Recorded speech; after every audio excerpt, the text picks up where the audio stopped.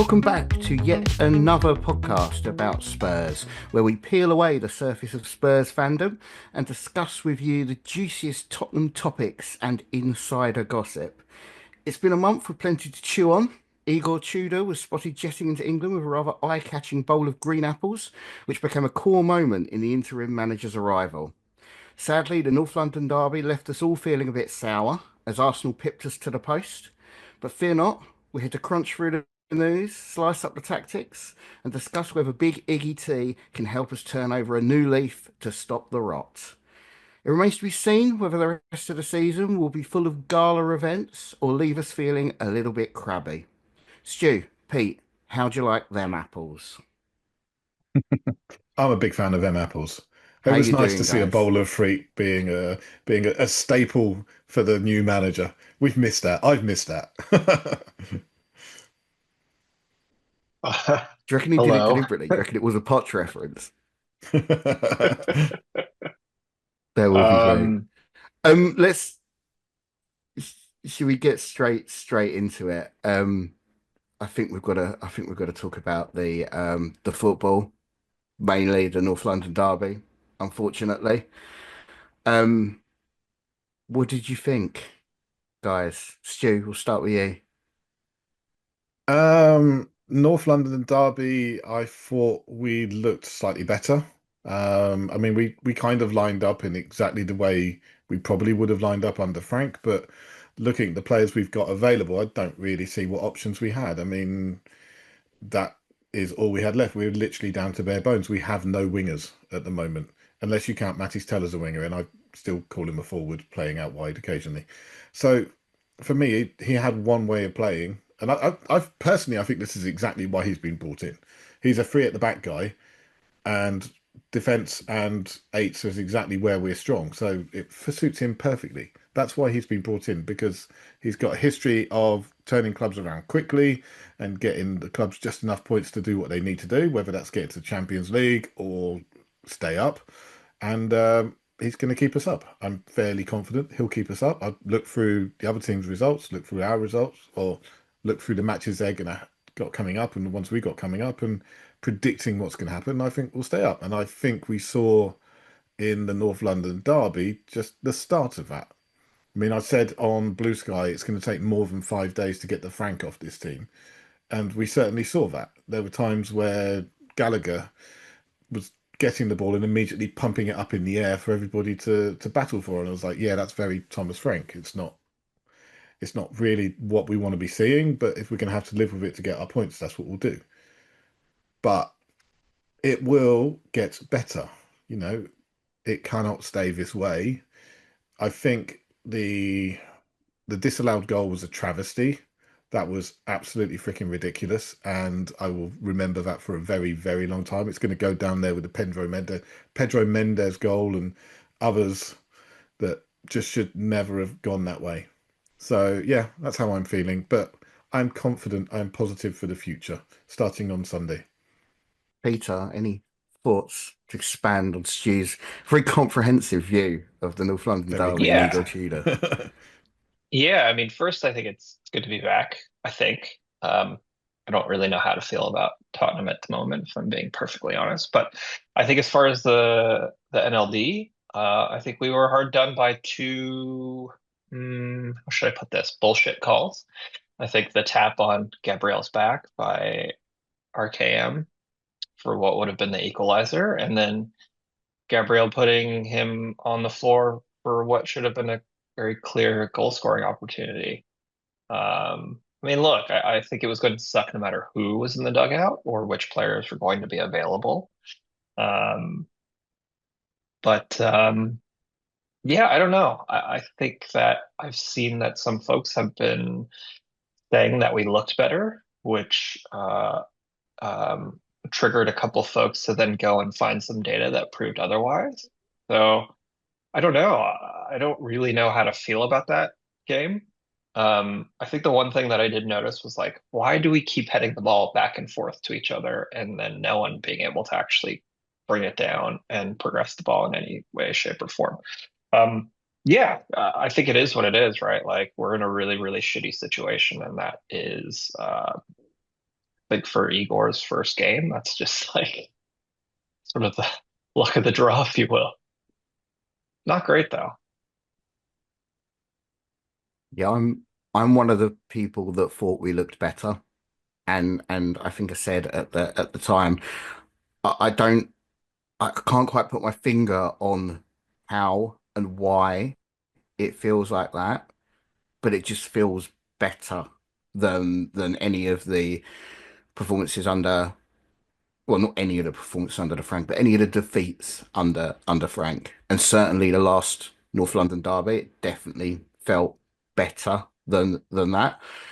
Um, I think maybe we just looked like we cared a little bit more. There's a little bit more pressing. There's a little bit more running around, and I think that was a positive for me overall.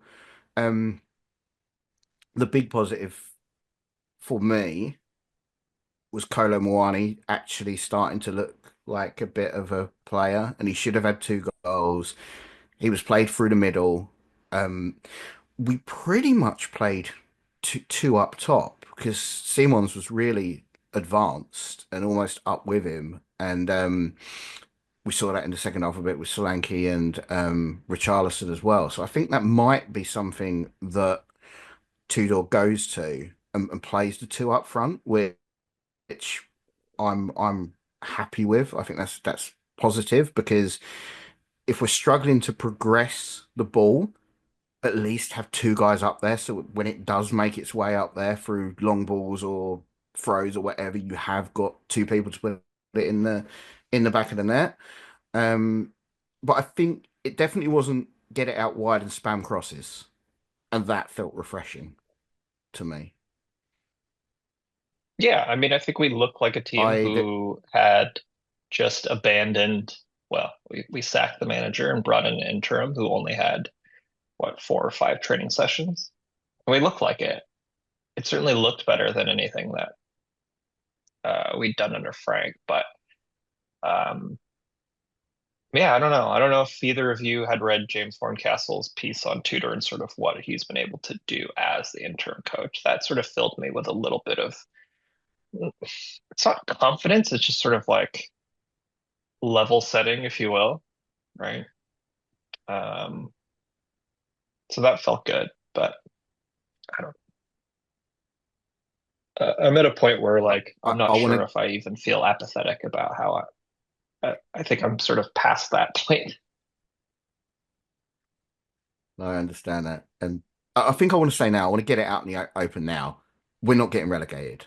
Like the epic head loss in the Spurs community over losing to the team who are top of the league. Like, yeah, they're our biggest Oh rivals, and yeah. it always sucks to lose a North London derby. But people are reading way too much into that.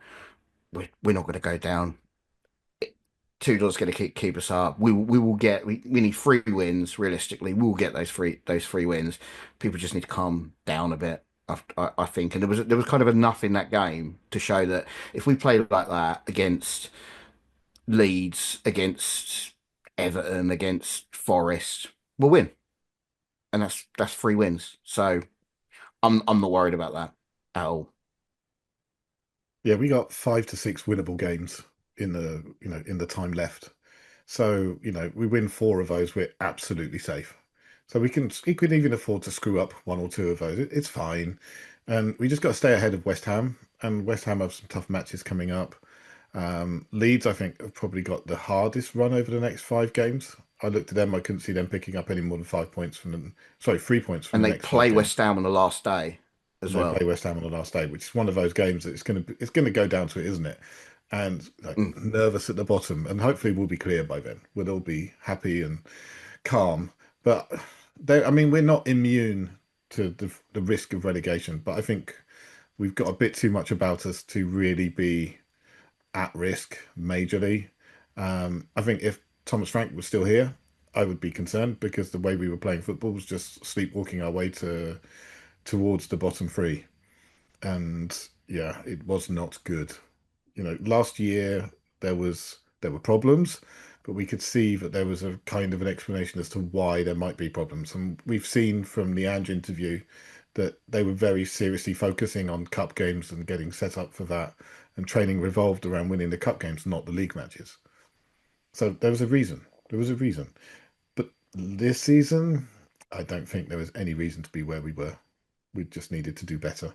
And for me, it comes down to the manager. So with with Frank in charge, I think we stood a very good chance of getting relegated. With Igor Tudor in charge and just that fresh wave of enthusiasm that's going to come with it, I think we'll be fine. I've never been concerned about us dropping. I think what Stu, you sort of said about if Frank was still around, then yes, I would certainly be very concerned. Um, and I can't recall exactly where this came from. I think it was Opta said that we had the second easiest sort of run in. So that also makes me feel better about the situation. But yeah, like we are where we are for a number of reasons, one of which definitely includes Thomas Frank, but he's not the ultimate sort of, well, maybe he is the scapegoat in this sort of situation, but I'll save it for the next part of our discussion about who might come in. Um, right? Like relegation, no, like it would be so catastrophic if it were to happen. Um, yeah, uh, 3 wins, 4 wins, whatever it might be. I think we're fine. We have what, 11 more league games to go? Yeah. Yeah, get a couple players back every couple of weeks. I think we'll be all right. We definitely need a centre back who can replace Dragusin because he looked a total liability at the weekend, I thought, and he's not good enough to play in the Premier League. I think if we can, I think Danso's back, and He's that back. Yeah. makes me a bit happier. Yeah. I think on Dragoshin, right? Like he's making his way back from doing his ACL. So I think we can't really gloss Mm. over that, but generally he does not fill me with a lot of confidence. And I think it just begs the question of whether or not Tudor is going to stick to his three at the back or he's going to change to four at the back based on who is available, right? Because I think to your point, if Dragoshin's in the middle of that three, like it doesn't even really matter where he plays or how many center backs are back there. If he's playing, if he's starting, like that's I think it's not three great. at the back with Romero, Van der Ven, and Danso. That feels good under Igor Tudor. I think that's probably the best back three he's possibly ever had as a manager, and I'm actually quite looking forward to see what he can do with those three available. You saw moments on Sunday of like Dragusin like getting forward and like taking up that centre forward role, and it was like, well, if it was Romero doing that, all good because he can play. He's a footballer, but it was obvious that he was kind of following Tudor's instruction because I don't think we've ever seen Dragusin do that before, but he just couldn't do it because of his ability levels. So yeah, kind of double-edged sword for me. I think it will look good with the real centre backs though. When are we I getting think, Romero back? oh, he'll be back for the Liverpool Liverpool game. game, but if he gets booked in that match, he misses 2 matches. So sensible thing is not to play him in the Are you Liverpool match. joking? Yeah, no, if he gets a booking in the Liverpool match, he'll miss the next 2 matches through suspension. So just don't play him But in does that it match. reset if he who sorry, who do we play after Liverpool? If he gets a Uh, card in that it's game, does it? it's Fulham, Crystal Palace, Liverpool. I can't remember who's after that. Okay. Well, I guess it doesn't matter. I guess my question is if he does not get a card against Liverpool, but he does against whoever we play after that, is he then also going to be suspended? I think the Yes. Liverpool game is where He, is the cutoff point. So anything after Oh. that goes on. You'd oh, have to get really? 15 yellow cards. Yeah, I believe so. Oh, I thought Oh it wow. Okay. was Yeah. Don't play him for Liverpool. Nottingham Forest is the game after the Liverpool match. We need to win that one. We Yeah. got We need Nottingham him for Forest, that. Sunderland, Yeah. and then yeah. Brighton, who are not, and then Wolves. I mean, if we could, I mean, we could be by the end of April, Oh, we just win. four We're gonna win all games. four of them. We could be safe. We Yeah, I can win all honestly four think of we're gonna those. win all four of them. Like, Yeah, you know. regardless of what Yeah. happens against Fulham or Crystal Palace. And I think we can beat Crystal Palace. Yeah. I think we could I beat would Fulham. think so. even with Dragusin in the But back. I thought Dragusin wasn't terrible, but he really faded after 60 minutes. 60 minutes, it looked like he hit a wall. And at that point, he was doing silly things like stooping down and heading the ball back into central midfield very, very low. Not up and out, but like very low, at chest height almost. That was a bad idea. we just had no one to replace him with, did we? That Yeah, was the issue there. that's the problem. Well, because Byfield, I think, must have picked up an illness because he wasn't on the bench, and you'd expect him to be on the bench. Right. And although he's very young, he's a very good young player. I would have thought he would have been the obvious one to come in. But you can't expect to play someone like James Rosewell, who is decent, but I'm not sure he's Premier League decent. I don't even know who that is. No. Young And to make his debut in defender. that game is nuts. Yeah, Yeah. absolutely. Yeah. Yeah. Let's move on to talk a bit more about managers. Peter, you mentioned it a little bit more about who we think's going to come in for the summer. So I think we all seem to be in consensus agreement that Igor Tudor is the man for right now. But I'm wondering if you agree with me that he is not the man to take the permanent job. I will be quite disappointed if Igor Tudor was appointed full time, unless he obviously does something ridiculous like wins the Champions League and we end up finishing mid table. If that's the case, then yeah, by all means slap a contract on him. But I would prefer we moved on to a new manager, and I think So the it's next going to be interim. Pochettino. Another interim, yeah. Sorry, I What didn't do mean you to guys All the interrupt think? you there. interims. Go on, Peter. Um, I think as far as the permanent manager is concerned, I think the club needs to hire a DOF that understands how Tottenham play and has a vision for how to execute it. I think that's far more important than trying to find a manager at this point. But that said, I think, a question I have is what sort of tier one manager is going to want to come here after what every other notable manager has said about us since Poch was sacked, right? I don't know if either of you read Dan Kilpatrick's piece on one of Conte's lesser known rants about Spurs today. I think it was published today. Um, but yeah, I think my point there is that of all of those rants, along with what Mourinho and Ange have said, all those chickens are coming home to roost, if you will, right? I think it's just this compounding um, of hiring and sacking managers and the pendulum swings of like how we're going to play football. It's either going to be super defensive or it's going to be so attacking that we're so open at the back, right? Like I think that all sort of comes back to, do we have a director of football who understands the way that this club is meant to play? And do they have a plan for it? And I think the answer is no. So at this point, like, I don't really care who comes in as manager, right? Because what is the infrastructure behind that manager? How are they being set up? Is it set up for success, or is it just a continuation of what it's been like? Yeah, I think the director of football is probably the bigger role that we need to fill. And I genuinely think that the chopping and changing of director of footballs is kind of what screwed us so many times. Because you just go back to what Frank Arneson. Frank Arneson came in, Frank Arneson left. We've had Pleat. Pleat came in, Pleat left. It was Steve, what's his name? The guy who didn't like the January.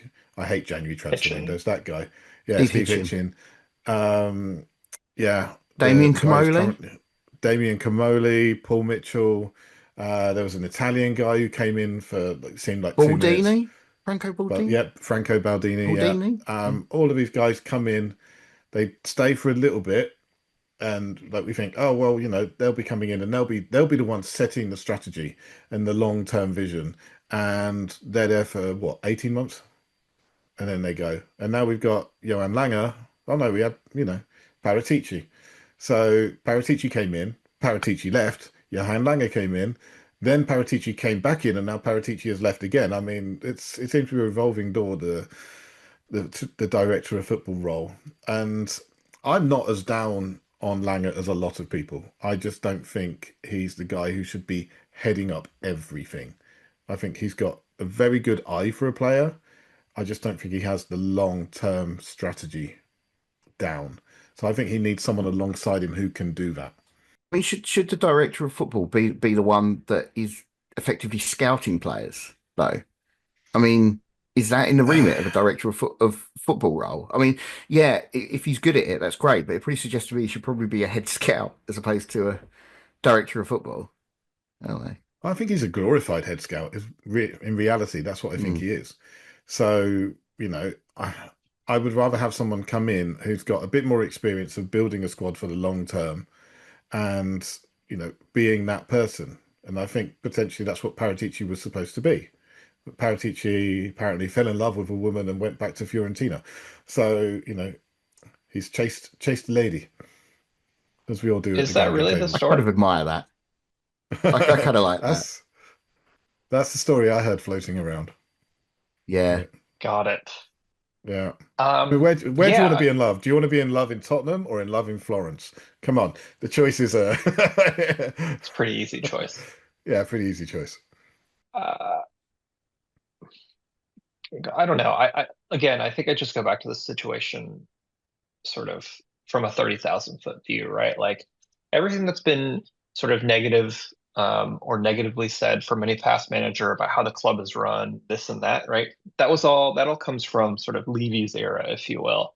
And now that we're stuck with the 60-year-old kids being in charge, which look, they might be addressing it now, and we might not see sort of the big changes that we expect until the summer, but we are in a really bad place. And I don't think there is one single person who's going to be able to change that. I think it has to be sort of a collective effort. And I sure as hell hope that Vinay is the right leader for this moment because we are sliding into mediocrity. And we may be stuck there, a la Everton. That's a Well, risk. they released a statement this week, didn't they? And I don't remember exactly how this statement came out, but they said that they were going to increase spending on wages, which I think is If, clearly a, if yeah, well, yeah. if, yeah, I think it's a clear reaction to the Postecoglou comments that he made on the Overlap podcast to say that we're not a big club, we don't spend big club wages. I think that got repeated a lot. I think that um, shook them a bit into making an announcement because they don't want to appear small time, despite our league position at the moment. I mean, whether that remains, whether that's true or not, I think we have to hold them to account for it. And I think you're right, Peter. We will end up being a perennial mid-table side, like an Everton, um, or Brighton, I guess. If we don't really, yeah, I'm a bit distracted, Stu, because you mentioned David Pleat, and now I've got this idea in my head of why don't we just let Johan Langer manage the team for a season? Let's see what he can do, like we did with David Pleat. Like, oh, dearie me, just can let you him. imagine? Let's see what he can do. I I think, think that article about the wages increasing in the summer is yes, I do think that piece was sort of like not leaked to the press, but was that story was given to the press as a direct yeah, reaction to what Ange said. But I think if you looked at what we're paying Conor Gallagher and Javi Simmons, like they've already made that change anyways, right? Um, Supposedly Gallagher is on 200K, which is what I thought Javi is also on at this point. yeah, When he signed rather. So I think that whole like we don't spend wages like a big club should. Again, I think that just falls under a completely different era. Look, I know Enoch, it's still the same people, but it's being run it's not being run by Levy anymore, right? It's the new owners, which are the same owners. Um, so that's fine. That's great that we're finally going to be doing this thing that big clubs are meant to be doing, right, in order to compete. But like, we're so fucking bad, you guys. Like, who's going to want to come play for us? You could throw the bag at any player, but they're going to be like, for what? You're not in Europe, right? You play shit football. So like, what's the point? Like, look at Antoine Semenyo. Like, why would he come to us? Why would he even contemplate it? Maybe it would have been different under Edge if they had offered him whatever 150K, 200K, whatever he thinks he's worth or whatever he is worth. But I don't know. Like, will it really matter? Will it matter if we get relegated? It would matter because I could see us I going the think way it of Sheffield will. Wednesday. If we went the way of Sheffield Wednesday, who were a big club in the Premier League with a big stadium, and they've gone down and they've gone down again this year with massive financial problems. We need the Premier League money. You can't. There's no Yeah, I would. guarantee if we went Oh, down, we'd come straight back up. We would be that club that everybody looks at to beat in the Championship. Everybody would be raising their game and targeting us. And you'd also see a massive turnover in the squad. Massive. Everyone would leave. You'd be lucky if Danso and Dragusin stayed around. That's the level we're talking about. well, we Oh wouldn't no, I mean, I necessarily have to completely let them understand it. leave though. I mean, Hmm. there's an element of like we've got those players under contract, and unless they have got relegation clauses that say, you have to let us go, which I don't think many of them will, because it's such an unlikely scenario in Spurs's sort of usual league position. Um, we could, in theory, hang on to them, do a season there, come straight back up, and we'd be fine. I was listening to something with a like a football financial expert on it, and he was saying we could do a season outside the Premier League, and we would, yeah, there'd be impact, but not a fundamental one. This question is, will we keep all the players around? But as I said earlier, it's not happening. It's not happening. We're not going We're down, not going down. so We're not going down. we don't need to think about it.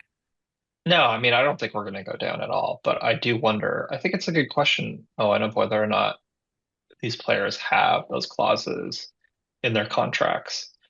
You would think, because anything can happen in football, right? You would think that it would just be a standard sort of like bottom of the list fine print clause that says, in the event that we do get relegated, like I get to leave.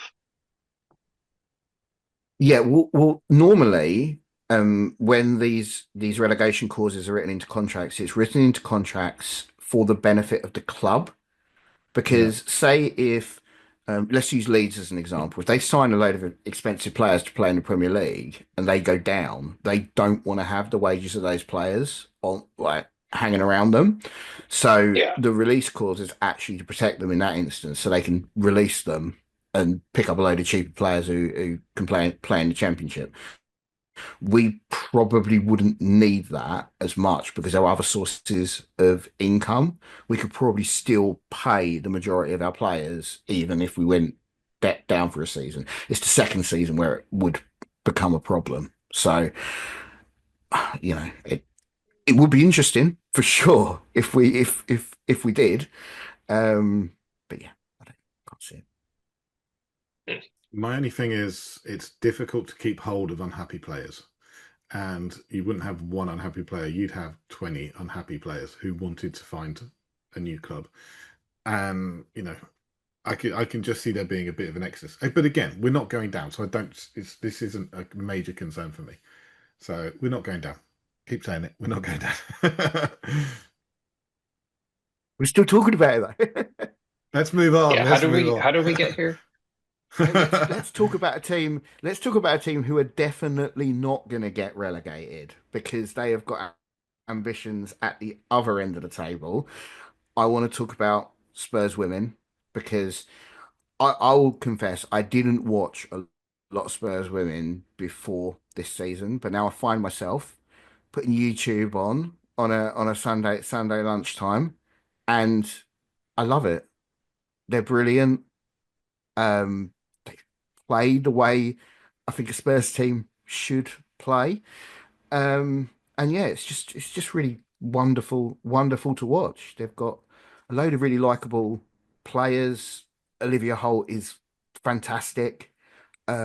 Tamberg is amazing. I'm instantly a huge fan of her. She was injured when I first started watching them, but she looks phenomenal as a striker. And yeah, I love it. What do you guys think? Peter's been watching longer, so he should definitely start this one off, I think. I mean, what an absolute joy, huh? Mhm. I think Martin Ho has been a revelation. He says the right things about the club, the players, and the fans. And that's basically a bare minimum, right? Like I started paying attention to the women's team sort of in earnest when the last manager had come in, Wilhelm, whatever. Um, and they were that first season was a lot of fun to watch, right? Women made the FA Cup final, which I went to. We got absolutely destroyed by United, which whatever. To be expected in some regard because Grace Clinton couldn't play because that was her parent club and she was a massive player for us that season. Um, Last season, the wheels just came off. And this season has been um, nothing short of, I want to say a miracle, but that seems very hyperbolic just because we finished, we were almost relegated last season and now we're sitting fifth. Um, Yeah, I mean, I think Olivia Holt has been exceptional. Toka Koga has been fantastic at the back. I love that Tinka is an actual Spurs fan, which is really great and fantastic for us. And she's been bagging goals since she's gotten here. And look, I think we still have a little bit of deadwood that needs to be cleared out, but they're going in the right direction. Certainly better than the men's team. And I think the bigger picture on it is that I think the reality is that the women's team should have always been part of the four or five clubs at the top of the table, just purely based on the club's resources. But there is a gargantuan sort of divide from the top five clubs and the rest of the table, right? So as it stands, it's City, United, Chelsea, Arsenal, and then Tottenham. And then between us and the sixth place team, which I think is London City, it's a 10-point gap. Um, and I think aside from City, we've actually been able to compete toe to toe with the rest. And I think that's been great. It's fantastic. I know that there have been some questions from the fan base about why we're only recruiting from a certain part of the world. But my answer to that, or my response to that, is who cares on some level, right? Does it really matter that we're only recruiting from Scandi countries or leagues rather, or that we're getting loan players from, I don't know, our rivals, United, last or 2 seasons Chelsea. ago with Grace Clinton, um, Hamano from Chelsea this season, right? Like, I think the whole thing of just don't fall in love with a lone player applies to us until we get to a point where we are really competing with the likes of City and Chelsea. I don't, But I look, Yeah. I have a couple if we questions about I have questions about a couple players and whether they can be upgraded on. Like Evelina Summanen, who is our defensive midfielder, but I swear every time I watch her play, what I always notice about her is that she's always giving the ball away pretty cheaply, or she's like stood still, and I don't quite understand. Like in theory, I know what her role is, but I don't. When I watch her, I'm like, I don't know how you fulfill any of those things. I think Liza Kopp, the goalkeeper, is also potentially another one that might need to be upgraded on, but I don't know how to evaluate those two or really anyone because I don't have a sort of like jeweler's eyepiece level of scrutiny on it. But I think overall, uh, it's night and day compared to last season and the way the squad's actually been built this season. It's to me, it feels like it's a very properly built a squad. And look, we've had a couple injuries, but that's neither here nor there. I've got into watching the women's team this year, but I like only this season. I think end of last season somebody asked me about watching the women's team. It's like I just don't have the emotional bandwidth to add the women's team to everything else I'm doing in terms of watching Tottenham. I'm watching the under 18s, the under 21s, the men's team as well. I was like, just don't have the time or the capacity to think about the women's team. And then this year, early on, I took in a couple of matches and I was like, actually, I'm really enjoying this and I'm really impressed by, the players on what they're doing.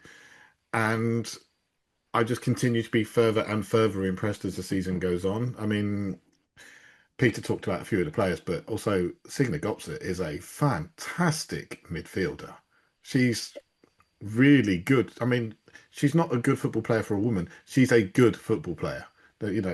All of the everything else. Olivia Holt, I think, just we're dying for an Olivia Holt type player in the men's team. Somebody who can just make the difference. Somebody who can just pick up the ball and do something that gets people off their feet. And it's so good to see it. And so what if we're just signing players from Scandinavian countries? That's what Martin Ho knows. He was manager of Häcken for a while, and he's got a good understanding of that.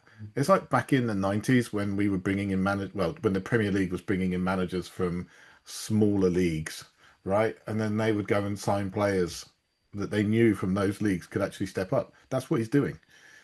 And it's going to get harder to do that in the future as the world continues to get smaller and data analytics and stuff builds in the women's game. But right now he's taking advantage of it, and I love it. Keep it going. More players like Signe Gopsa, please. So that's a good news story. That's a positive way to end talking about the current Spurs football. We're going to move on to our meta question, which is becoming a regular little segment we've got here, which I like, and we'll keep doing these. So, Stu, you've got our meta question for today, or your meta thought for us to ponder on. So, take it Yeah. away. So I mean, this comes from Doug, who sadly is not with us tonight. Doug was asking the question about what's your sliding doors moment. All right. I thought about it, and I know you've got some thoughts as well, but my sliding doors moment was when Sol Campbell left. And I shall use his full name because in my reality, Sol Campbell never leaves Tottenham. Sol Campbell signs the biggest Tottenham contract that has ever been offered to anybody. And he does not break little Daniel Levy's heart, which is absolutely what happened. He does not destroy his faith in big money signings. And instead, Daniel Levy goes out and determines to go and buy the best players he can find and continue to build Tottenham up into the best club. And that's what he does. But he goes out and he buys the players that we know and we love. So your Luka Modric's, your Berbatovs, but he also brings in, your Davids. But instead of those players looking at Tottenham as a club, a stepping stone to go somewhere else, they look at it as oh yeah, we can go here and we can do something. So Sol Campbell stays and immediately builds a relationship with Dean Richards. Right. Later on, Dean Richards falls off a little bit, but he's replaced by a certain Ledley King. Okay. Michael Carrick in midfield, he stays with us. Berbatov, Keane, they stay with us. They don't head off to United or Liverpool anymore. Uh, you know, and suddenly you've got all of these players that we've had during Campbell's career, all of those ones that came in, stayed with us a little bit, proved themselves, and then went on somewhere else. Now they get to stay with us. And yeah, Sol Campbell ends up lifting the Premier League trophy with Tottenham Hotspur, as far as I'm concerned. I think that would have been a great way to go. Instead, we hate him. But yeah. And so I guess that stops the Invincibles happening, Oh, yes. right? Because that wouldn't happen, right? Maybe Wenger gets binned off after a few seasons. Um, Berbatov and Carrick staying with Spurs weaken United. Yeah. I wonder what would happen in that. I wonder what happens to Chelsea in that. Does it just become a shootout between us and Chelsea every season for the title? I guess it Potentially, or, would or be. maybe Abramovich is not dissuaded by Daniel Levy's sum of money that he was asking for at the time on his helicopter, and instead of buying Chelsea, he actually goes ahead and buys Tottenham, but just pumps more and more money in. That would be the negative side because I would never want to be owned by an Abramovich type person. Yeah, Yeah. yeah. Um, Not to be that person, but isn't a sliding doors moment by definition a seemingly unimportant moment that alters the trajectory of the future? Well, yeah, it could be, or just a moment if you change it, everything around that changes. I would say that would be That's a butterfly effect. I think we've yeah. rephrased the Butterfly question effect and is while one we're on it. small What's thing. what's your butterfly effect moment? Terry Dixon doesn't Uh, injure his knee. That's a butterfly effect. Yeah, yeah, I mean, I think it's a I really don't good eat sort lasagna. of, it's a good question. I mean, I think in terms of sliding doors moments, I can't think of one um, based on anything that has actually happened, right? But I think you could point to any potential player signing during, let's just say, Levy's sort of reign in charge and us not paying competitive enough wages to get those players. I Right, like, and I'm only thinking about this because of the conversation that they overlap had with Ange and what he had said about it.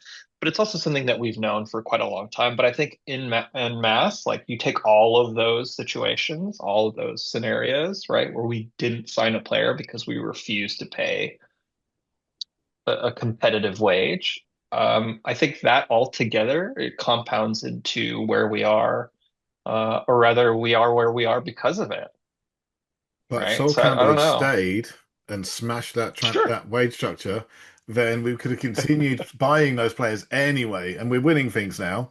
So, Yeah. spending the money isn't a problem.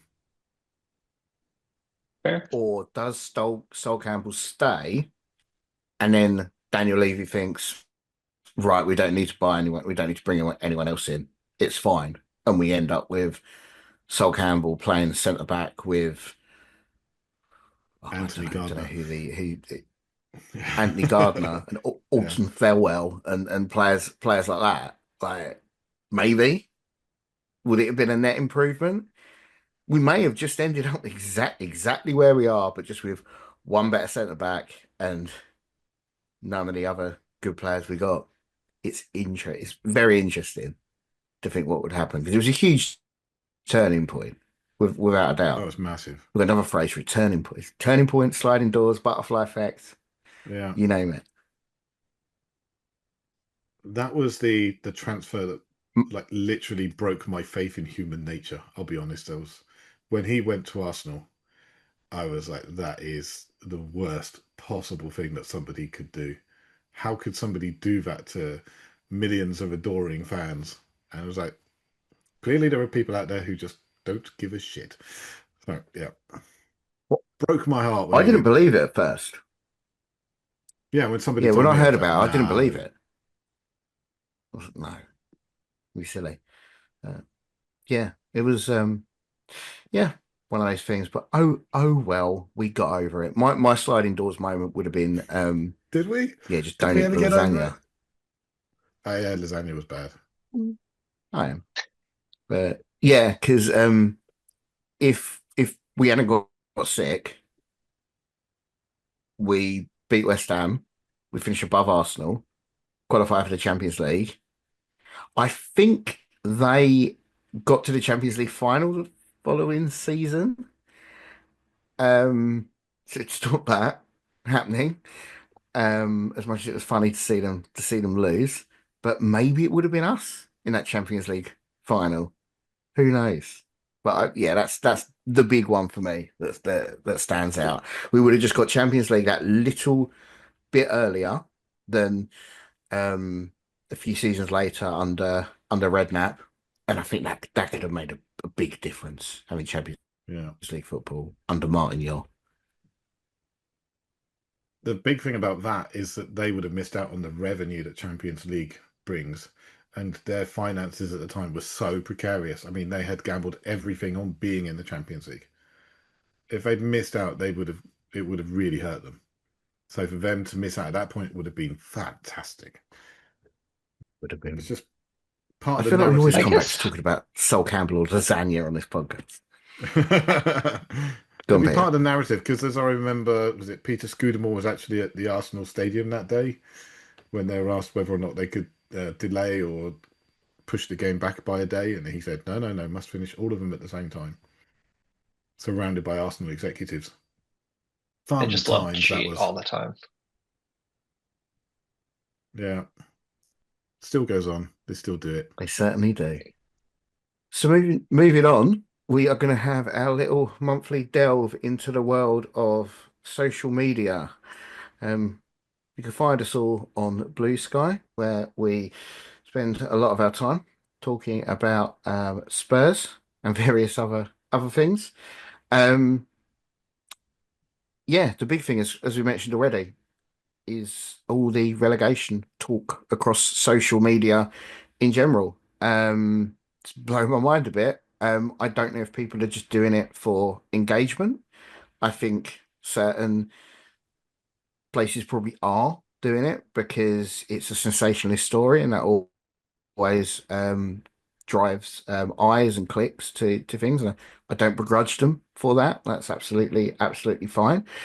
But I heard I heard a few people be talking about like, oh, we've been in decline for a long time, and it's about time we got relegated. And I just think that's a load of bollocks.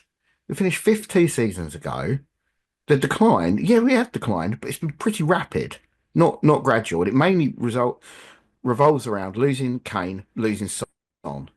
If Yeah. any team had those players and lost them in the space of a couple of seasons, they would decline, and they'd decline seriously. Said before, I don't think we're going to get relegated. I think there's been massive head loss over that. Um, and I kind of feel like the whole there is fundamental problems at our club thing is a little bit overblown because I think a lot of it is to do with Kane and Son going. Don't know how you guys think about that, but that's my hot-ish take on the matter. I think it's all very talk sport, isn't it? It makes a good talking point. And you've got people like Hawksby and all that lot talking about, oh, it was a terrible decision to bring in Igor Tudor instead of somebody else. I mean, Paul Scholes was on freaking Sky Sports saying they should never have signed Igor Tudor. They should have brought in Sam Allardyce instead. I was like, Sam Allardyce hasn't been a manager since 2023. And when he was last a manager, he was in charge of a Leeds team that got relegated. He wasn't able to turn that around. He's been out of the game for a while. And people saying Harry Redknapp. Harry Redknapp's not been in charge of a side for 10 years, something like that. Oh, He's bring 80 him in years old. combination. Yeah, bring him in combination with Robbie Yeah. Keane. Robbie Keane's not going to leave a good job in Hungary to play, what, 4 months at Tottenham? It's crazy talk. You know, Hmm. I think we looked around, we got the manager that we could get that we thought would end up keeping us in the league. And I think all the head loss is some of it's performative and some of it is literally just to get clicks. A lot of it is just to be contrary. And I saw Peter pushing back on it. So yeah, I dislike it, I'll be honest. I certainly dislike the fact that people are jumping all over Igor Tudor right at the start when we should be backing him. You know, let's not push any more negatives into the world right now. Let's actually get behind him and the team at the Tottenham Hotspur Stadium. Yeah. I mean, I agree. I think Yeah, yeah. this sort of it's not a collective head loss, right? Because I think it's just a handful of people, at least on Blue Sky, who are whether it's performative or not, I think it's just odd behavior, right? Because this is not a platform that necessarily rewards engagement in that way, right? There's no monetary value attached to it. I think it's just like I think it's just a byproduct of if you've been online long enough, right? About one of your fandoms, I think when times get tough, you people have this tendency to start sort of pointing out what they think is wrong or what the issue is or where the problem stems from. Um, because I think if you actually looked at the situation pretty rationally, you'd go, again, it's 3 wins, 9 points, 10 points, 11 points to stay up over the course of 11 games. Come on, like the squad's not that bad, which is another thing that people either talk about. It's either the squad's really bad or the squad's not that bad. I obviously lean into the camp of the squad's not that bad. We just have had a poor manager, and a squad that isn't built, that's been built. It's a Frankenstein squad still to a certain extent, right? Um, but yeah, everyone's sort of freaking out about this whole like we're going to get relegated. I don't know where it comes from. The only thing I could sort of like rationally look at is maybe like I don't know what things are happening in their life, and are they using Spurs as a way to I mean, football's always been about escape, or at least that's the thing that people always talk about with football is that it's an escape from whatever is actually happening in your life. But I think some folks, there is no sort of delineation. It's like they're just going to use Spurs as the outlet to sort of, again, whatever might actually be happening in their personal life and just using that as a way to, I don't know, avoid talking about what's actually happening, you know? Um, It's weird. It's weird, man. And people are now like going after the players, saying like it's this guy's problem or it's that guy's problem. I'm like, why do we have to point fingers at anyone at this point? Like you can't do anything about it. It is what it Or is. Van de Ven. But I think you're right, Stu. I think we just have to like just back the players and the team, especially for those that actually go week in and week out. Um, I think when you're online, it's sort of fair game. Not that I agree with it, but I just ignore those people, right? I either mute them or I block them. Yeah. Um, but yeah, people like freaking out because we lost to Arsenal, the best team in the league, after the season we've had so far and the changes that have been happening. I'm like, what did you expect? I mean, I'll be honest. I was like, oh, I'm a little bit hopeful that maybe we could get a point, um, and that we won't roll over the way we have all season under Frank. But 4 or 5 sessions, like, what do you? Come on, what do you realistically expect, especially with the players that we have available? And I still think that we got hard done by some really bad refereeing, right? Like Colomwani should have had a hat trick. He should have had 3 goals. I don't know. That's just my sort of Spurs fan fiction, if you will. If we're talking about, negative Yeah. stuff going on and videos floating around the internet from fans, we should really CC Mickey van der Ven in on this conversation because he's suffered a little bit from it recently, completely unnecessarily. Let's CC that young man in. Yeah, I see what you did there. Yeah. And the backlash for that has started as it has come out that it was apparent Tudor was not even talking to Van de Ven. He was talking to Dragusin and communicating with the team in a much broader way. Igor Tudor even said it himself that he wasn't even Yeah, talking to Van de Ven. Um, and yeah, that was an example of I think how people are trying to create narratives. Not so much on Blue Sky, but in the broader Spurs social media world that they're trying to create these very um, spicy narratives within yeah. within the club and within the team, and they kind of just want to watch the world burn. I feel, and it's like, come on, be a fan. Supposedly a fan of this club. Um, get behind them, support them. Everyone felt the vibes felt pretty good when we brought Tudor in. I was quite happy with it. I thought, yeah, here's a guy who was a good player. I've got good memories of him as a player. He was like a tough player, but a top player. And he's the sort of guy who can grab this team by the scruff of the neck and get us up the table. And I haven't seen anything that makes you think he is still not that guy. And we've got to support him, get behind him in the stadium, get behind him everywhere, and just don't fucking break another manager before he's even had the chance to do anything wrong, you know? Yeah.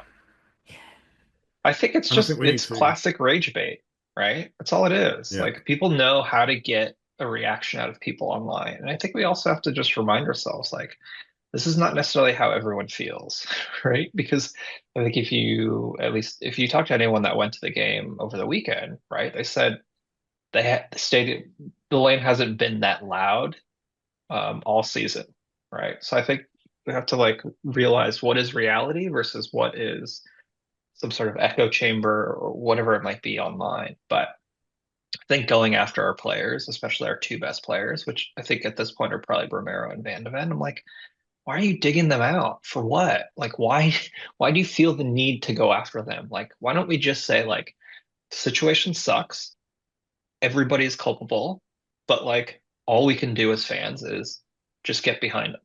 Like the need to, yeah, stir shit up. I don't quite get it. I don't really understand it. I think there's a certain amount of revisionism as well in terms of what we're being told by people what we thought we wanted at the start or what we expected to see at the start of the season.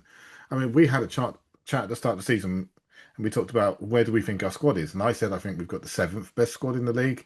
Owen was a bit more positive, saying we got the sixth. And I Sixth. think that's where, Yeah. yeah, I think that's where we sat at the time. And then you've got Wayne Rooney who goes on BBC and saying, "Oh yeah, Spurs fans they think they should be top four." Nobody was talking about top four at the start of the season.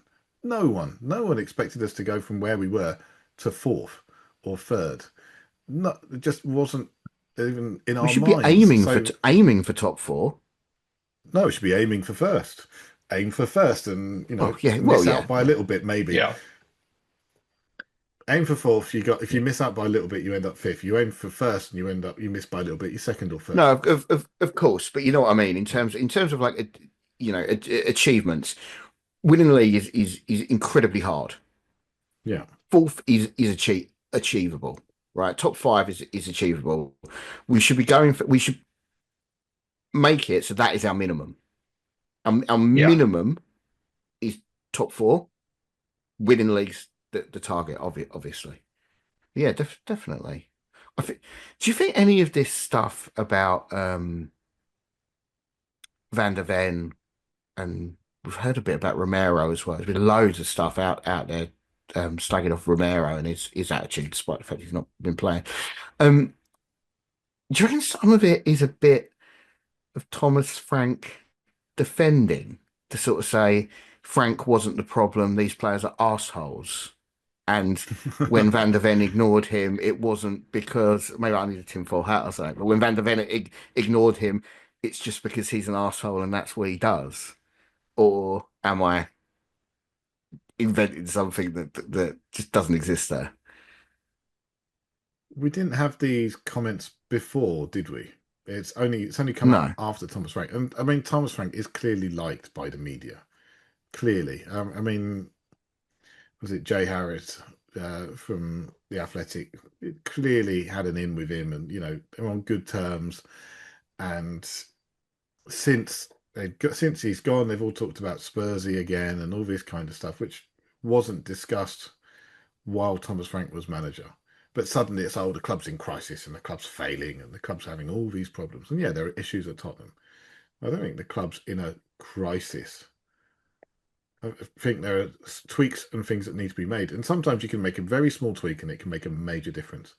And we need to employ one or two people in the right positions and trust in them, and we'll be fine. But going on about, oh, certain players mistraining and things like that, it's okay, then make a case of it at the time. Don't try and go back 6 months later and say this was a problem. And I mean, apparently Thomas Frank didn't even realize that he was in charge of setting the boundaries. I mean, that's crazy to me. You're the manager, but you don't think that you have to be in charge of telling people off. Like, okay, fine. Last week, View from the Lane had a pretty good conversation about um, why stories like this come out after a manager has been sacked. And a lot of it is, I forget the exact specifics, but they do address it. And I think part of it is, yeah, I guess just to kind of go back to the point of like, why are we sort of starting to dig out a lot of the players after the fact? And is it because of them that Frank failed? No, right? The short answer is no. It's not because of them. Although one thing I have noticed about Mickey this season is that he is a lot more whiny on field, and maybe it's because when he's been captain, he obviously has that right to sort of speak up and talk to the ref. But he does seem like he's always got this like sour face on. It's one thing I've noticed this season. I don't know about you guys, but I don't know. I think we're just a club in disarray and the fan base is just trying to cling to something, and whether that is a good thing or a bad thing to be determined, I guess. Mickey's still very A young. lot of He's it like is just 24, looking, 25. yeah. He's got so much to learn as a, as a growing footballer, as a growing individual. He's got so much to learn. But he's an incredibly gifted and talented footballer. And if we were to let him go, somebody will see the benefit of that. Very sad to say. I think people are starting to get a bit fearful of that as well. That he's gonna move on and he's gonna go to another club. Liverpool have been talked about, and Mm. yeah, I think there's there's a bit of worry that comes with that we slide back into the position we were when we had Carrick and Berbatov, that we were the stepping stone club that players came to get a move to one of the bigger teams in the Premier League. And I think people are just really resistant to moving back into that role. But to be honest, football's cyclical, right? Teams Yeah. teams teams come and they go, and the status within the league moves around.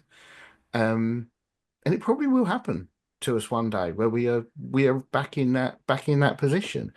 But you ride it out. Eventually, you get the good players come in. You get a team that clicks, and you get back to the top. And that's kind of how I'm getting through this, really, and not losing my head over it, because we'll come again. We'll come back. Maybe even as soon as next season. We've certainly got a good base of the squad to build on, but I think everyone's looking for that comfort and that meaning in things. And in some people, it's just like, well, all the players are terrible, and that's how I can rationalize it. And once those players are gone, we'll be good again. And I guess I'm thinking in a similar way, but not quite as extreme as that, in the fact that we probably have to let some of our better players go and just keep moving through this cycle again until we get a whole team that clicks. Um, yeah, yeah, philosophical today. We like a bit of philosophy on here. So we've talked about people being horrible online and some nasty things. I want to talk about something, and it isn't really a skeet of the month, but it is something I saw on Bluesky that made me really happy and made me really smile. So I want to call it out as part of this segment. And it was the video of James Maddison with the disabled fan who came and visited the the ground, and his mum had arranged it for him, and it was a young guy with a serious medical condition, and he actually looks a lot younger than he actually is, but he got the chance to go along to he goes to games and everything, and he got a chance to go along the ground and meet James Maddison, and James Maddison was just such a lovely man and such a perfect representative of our club in the way he behaved and took the time and had a conversation with this young lad, and just treated him like any other teenage boy who was a fan of the club. Um, it, it just shows such a like wonderful level of emotional intelligence, James Maddison, and I really hope he comes back from the injury and just is at the club for a long time, because he really has become one of my favorite players I think we've ever had, just because of his personality. So yeah, I just wanted to call that out. Just thought it was brilliant. I'm not sure he's one of my favourite players. He certainly wanted to become one of my favourite people at the club. I mean, I think the videos he does with his recovery from the ACL injury, I mean that gives a good insight. Again, some of it might just be what they expect to be, what they're trying to portray. But for me, I think it shows a good insight into the people he's working with and the way he interacts with people. And like earlier in the season, there was one where he was talking about Kota Takai uh, coming in a little bit late, and he went in and said, "Do I need to have a word with him?" But he handled it very well. And I think, yeah, okay, that's the kind of mature attitude that we want to see going through the club. So I look forward to him coming back. I hope he comes back on top form, but it's ACL injury. It's tough, very tough. I think he comes across to me as sort of the spiritual successor to Sonny, right? Just in terms of actually like liking the club, loving the club. Um, and it's just nice to see because when Son left, like sort of all left wondering like who's going to be in a lot of ways sort of Mr. Tottenham, right? And I think he fills that in a lot of ways. It's just unfortunate that he's had his entire time with us has been plagued by injury, right? Mhm. Um, and so you can't, yeah, there's nothing to really knock against him other than maybe his body is just not, can't handle modern football, right? Um, but yeah, no, I think he's great. I love him. Um, and I think he does a lot of the things that you want someone, especially, well, he does a lot of the things that you want any of our players to be able to do and to be able to represent the club in a way that makes you feel good about him and the club. And I think that's something that we've been lacking in the current squad, right? Like, I don't know of the playing players, I don't know who I could point to and say, like, that's the guy that I love and that I want to Mm. cheer for no matter what. Um, I don't know who that is. For me, it was Pepe, but like he's either in or he's out, and I don't quite understand why. But it's a whole other discussion, I think. But yeah, no, I think Madison's great. I think as an ambassador for the club, you couldn't ask for anyone better. Definitely. This might seem like an out of the blue suggestion, but Conor Gallagher almost has that kind of feel about him as well. I mean, the guy comes in, he's got his dog Freddie, obviously named after Freddie Canute, but his dog Freddie turns up wearing a Tottenham Hotspur shirt, just looking all lovable as all hell, you know. So immediately you go, "Oh, I like him." So maybe Conor Gallagher's got a bit of that decent media training as well. Sorry, who? Yeah, I agree. Conor Gallagher. Yeah, Great on I think camera. It's so. like his timing on camera is brilliant. His timing on the pitch is bloody awful at the moment, but still. Does run around a lot though. Stu, you got a skeet of the month. Yeah, again, as always, there's been some high quality suggestions, there's some high quality posts over on Blue Sky, but um, regular winner of this, I think, was Reno Wallabout. He comes out. It's nearly half a month ago now, but he came up with Spurs did themselves in by loudly reminding fans about the Tottenham way, then firing the guy who actually acted like he believed it, and replaced him with a guy who acted like he couldn't possibly care less about any of it. I think that just about sums it up perfectly. I mean, there were some brilliant skeets this month. Very, very good. A lot of Nail on dark the head. humor, but that one, chef's kiss. We might need to I don't have one. um that's fair enough. I was gonna say we might have to disqualify Reno from this for a couple of months because he keeps winning these and He's we'll have to too rename good. the He's award. too good. Yeah, Yeah. he is. Okay. I think we'll call that a show there. So thank you, listeners, for joining us. It's been lovely to have you with us. Please join us again in March, where we'll be hoping that Tudor's reign has started to bear some fruit, and we're playing some golden delicious football. Stay crunchy, yappers, and come on, you Spurs. Yep. Yaps. Yep, yep, yep.